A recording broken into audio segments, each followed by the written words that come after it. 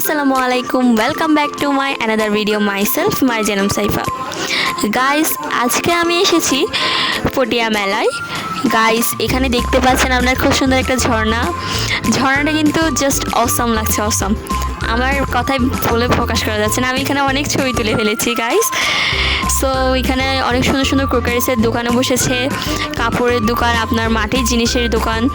তারপর এখানে নাগরদোলা দেখতে পাচ্ছি, ট্রেন, নাগরদোলা এগুলোতে বসবে, ফুচকা সব মিলে মেলাটা অনেক সুন্দর করে বসেছে পটিয়া মেলায়। এখানে আমরা টিকিট কেটে ঢুকেছি, টিকিট প্রতিজন 10 টাকা করে নিয়েছে।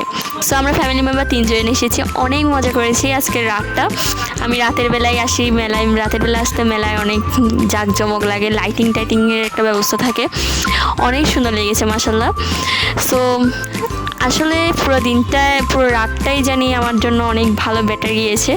আমি অনেক ছবি তুলতে পেরেছি, আসলে বিশেষ করে আমি ছবি তোলার জন্য অনেক পাগল।